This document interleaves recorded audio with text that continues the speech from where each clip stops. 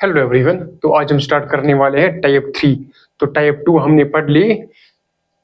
पहला टाइप क्या था? जब नीचे लीनियर फैक्टर्स हो। और टाइप 2 क्या था? जब कुछ लीनियर फैक्टर्स रिपीट हो रहे होंगे।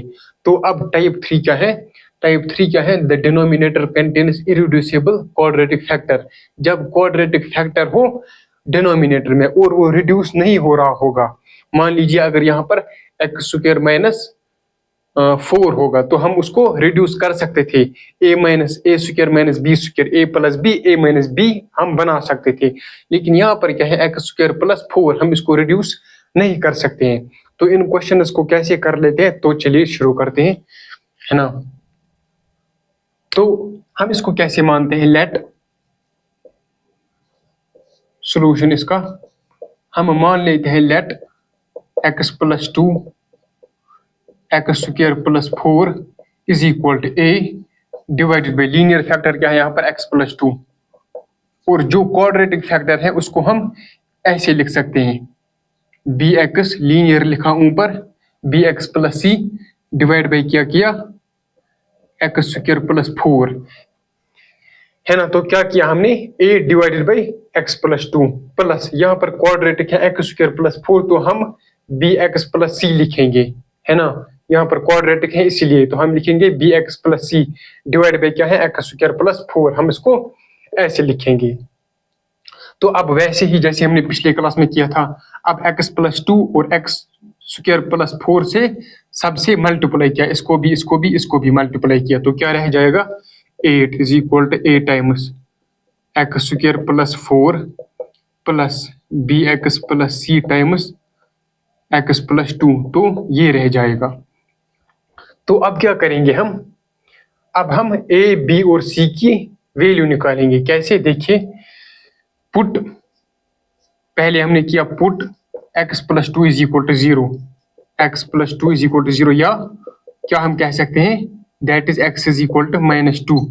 हमने पुट क्या किया? एक्स इज इक्वल टू -2, तो क्या निकला? तो क्या निकला यहाँ पर? 8 is equal to A times x क्या है? -2, तो ये क्या बन जाएगा? 4 प्लस 4 कितना होता है? 8 प्लस बी एक्स प्लस सी एक्स प्लस 2, एक्स प्लस 2 0 है तो ये टर्म 0 हो गई, सब टर्म ये सारी टर्म 0 हो गई। तो क्या रह जाएगा? 8 is equal to A times 8। तो इसका मतलब है क्या? इसका मतलब क्या है? ए किसके बराबर निकला? 1 के बराबर। तो आ गया हमारा ये। अब क्या करेंगे हम अब एक्स स्क्वायर प्लस 4 को पुट नहीं कर सकते हैं 0। क्यों? अगर हमने ऐसा किया, मान लीजिए x plus square plus 4 is equal to 0, तो एक्स क्या निकल जाएगा? एक्स स्क्वायर क्या निकल जाएगा? -4।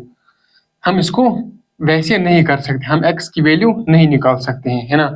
तो हम क्या करेंगे? हम पुट करेंगे x is equal to 0 and 1 respectively. पहले हम 0 को पुट करेंगे, फिर 1 को पुट करेंगे। क्यों?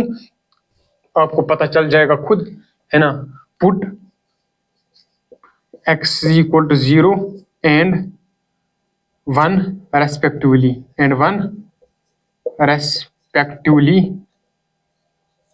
in, मान लीजिए ये फर्स्ट है और ये सेकंड है, इन सेकंड। तो क्या आ जाएगा? 8 इज इक्वल टू एक्स 0 है तो ये क्या आ जाएगा? 4a प्लस एक्स 0 है तो क्या आ जाएगा? एक्स 0 तो क्या आ जाएगा? 2c। और हमें क्या करना है? एंड, और हमें 1 भी पुट करना है, तो क्या आ जाएगा फिर? यहाँ पर हमने 1 पुट किया तो क्या आ जाएगा? 8 इज इक्वल टू, यहाँ पर क्या आ जाएगा? 5a प्लस यहाँ पर क्या आ जाएगा? हमने क्या किया? पुट x को 1, तो क्या आ जाएगा? 3 times b plus 3 times c, तो आ जाएगा ये। अब क्या करेंगे हम? अब हम यहाँ से a हमें पता है, a किसके बराबर है? ए हमें पता है, ए किसके बराबर है? 1 के बराबर। तो अब हम यहाँ से c निकाल सकते हैं। कैसे? 2c is equal to 8 minus 4a, है ना। तो c किसके बराबर निकल जाएगा? 8 minus 4 divided by 2 which is equal to 2, है ना। तो आ जाएगा c किसके बराबर आ जाएगा? 4 डिवाइडेड बाई 2 विच इज 2। हाँ, c किसके बराबर आ जाएगा? 2 के बराबर। तो निकल गया सी बी। अब हमें निकालना है बी, तो हम बी को यहाँ से निकालेंगे कैसे, 8 इज इक्वल टू 5 ए हमें पता है, ए हमें पता है क्या है 1, तो आ जाएगा यहाँ से 5 प्लस 3 बी हमें पता नहीं है, प्लस 3 हमें सी हमें पता है कितना आ जाएगा फिर ये 6, तो 3 बी किसके बराबर निकल जाएगा 8 माइनस 11 है ना। बी किसके बराबर निकल जाएगा -1, तो आ गया ये, तो आ गया ए हमारा 1 है ना, ए क्या आ गया किसके बराबर आ गया 1, बी किसके बराबर आ गया -1 और सी किसके बराबर आ गया 2 के बराबर, और हमारा काम हो गया, हमारा काम हो गया। अब हम जो हमने लेट किया था, हमने माना था इसको इसके टर्म्स में है ना, तो हम अब ए और बी की वैल्यू फर्स्ट इक्वेशन में डाल देंगे, तो क्या आ जाएगा 8 divided by x plus 2 x square plus 4 is equal to A किसके बराबर है 1, तो आ जाएगा 1 divided by x plus 2 plus B किसके बराबर है -1, तो आ जाएगा -x प्लस सी किसके बराबर है 2 -x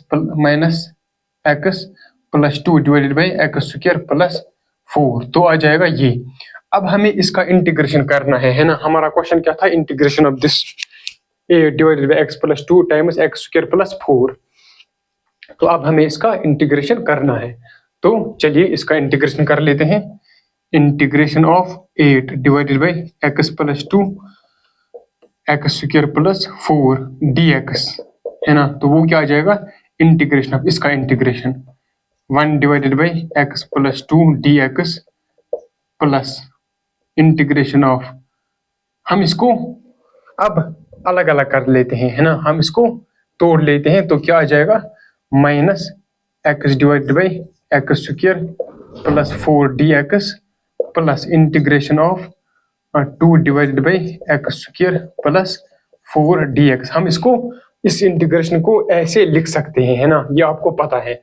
तो अब क्या होगा, अब इसका इंटीग्रेशन करना है, तो क्या आ जाएगा integration of this is log of mod x plus 2 है ना, आ जाएगा ये माइनस, अब इसका इंटीग्रेशन, इंटीग्रेशन ऑफ क्या करना है हमें x divided by x square plus 4 dx, तो हम इसका इंटीग्रेशन कैसे करेंगे, ये मैंने बता रखा है बाई सब्स्टिट्यूशन। हमने मान लिया x square let x square plus 4 is equal to t, तो 2x किसके बराबर आ जाएगा 2x dx किसके बराबर आ जाएगा dt के बराबर, तो x dx किसके बराबर आ जाएगा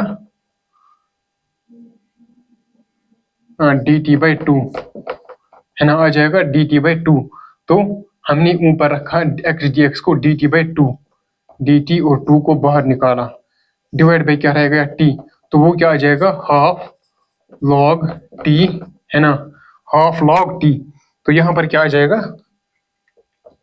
हाफ लॉग, और t को वापस फिर सब्स्टिट्यूट किया यहाँ पर, हाफ लॉग t को वापस सब्स्टिट्यूट किया क्या एक्स स्क्वायर प्लस 4 है ना, एक्स स्क्वायर प्लस 4, तो आ जाएगा यहाँ पर भी log of x square plus 4 आ जाएगा ये प्लस 2 बाहर, इंटीग्रेशन ऑफ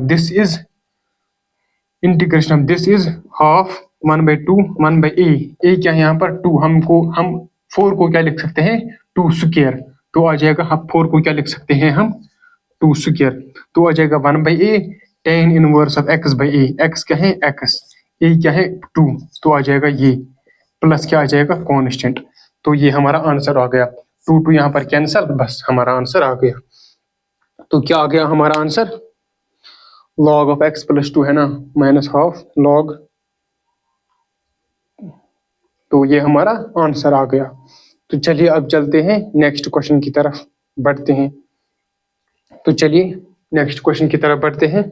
ये आपको समझ में आया होगा अच्छे से, मैंने अच्छे तरीके से बता दिया, बोर्ड में आ रहा होगा सब कुछ है ना, हाँ।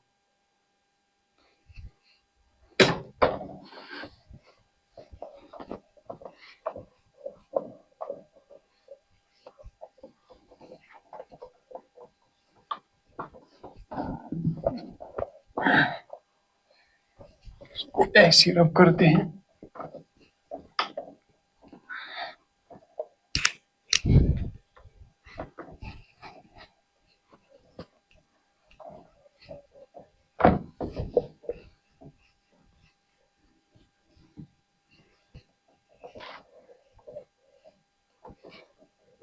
तो चलिए नेक्स्ट क्वेश्चन कर लेते हैं। नेक्स्ट क्वेश्चन क्या है? Example 2, integration of x square divided by x square plus 1 times x square plus 4 dx, है ना, यही क्वेश्चन है। हाँ, तो अब इसको हम कैसे करेंगे? देखिए नीचे क्या है, नीचे क्वाड्रेटिक है, ये भी क्वाड्रेटिक और ये भी क्वाड्रेटिक, है ना। तो हम इसको रिड्यूस नहीं कर सकते। हम क्या करेंगे, हम पुट करेंगे x square is equal to y, तो ऊपर भी आ जाएगा y divide by y plus 1, y plus 1, और हमारा ये लीनियर टाइप बन जाएगा। नीचे क्या है? लीनियर, और हमारा ये टाइप 1 बन जाएगा, केस फर्स्ट जो हमने पढ़ा था, जब नीचे लीनियर टर्म्स हो, है ना। तो हम क्या करेंगे इस क्वेश्चन में, put x square is equal to y, है ना। तो हम पुट करेंगे x square is equal to y, तो क्या बन जाएगा? तो यही किसके बराबर आ जाएगा, है ना। हमने पुट क्या किया, x square is equal to y, तो हम क्या करेंगे फिर एक्स स्क्वायर, तो एक्स स्क्वायर जो है x square divided by x square plus 1 x square plus 4, वो किसके बराबर आ जाएगा? Y divided by y plus 1 times y plus 4, तो वो इसके बराबर आ जाएगा। अब हमें इसका इंटीग्रेशन करना है, तो हम इसको कैसे इंटीग्रेशन करते हैं? पुट लेट, सॉरी, हम मान लेते हैं let y divided by y plus 1 times y plus 4 is equal to A divided by y plus 1, है ना। जैसे हमने पढ़ा था टाइप 1 में, जब नीचे लीनियर फैक्टर्स हो, लीनियर टर्म्स हो, है ना, तो तब क्या करते हैं हम a divided by y plus 1 माना plus b divided by y plus 4, हमने इसको ऐसे मान लिया। तो अब क्या करेंगे हम, अब हम वैसे ही करेंगे, मल्टीप्लाई किया y प्लस 1 वाई प्लस 4 सबसे, तो क्या आ जाएगा y is equal to a times y plus 4 plus b times y plus 1, तो आ जाएगा ये। फिर क्या करेंगे हम, हमें अब a और b निकालना है, तो वो कैसे हम निकालेंगे? Put y plus 1 is equal to 0, पहले हमने y प्लस 1 पुट किया 0, तो ये टर्म 0 आ गई, तो क्या रह गया? तो यहाँ से क्या आ गया? That is y is equal to -1, तो क्या आ गया? -1 is equal to a times 4 - 1 which is 3, तो a किसके बराबर निकला? -1/3 के बराबर आ गया, a बराबर -1/3। अब हम करेंगे पुट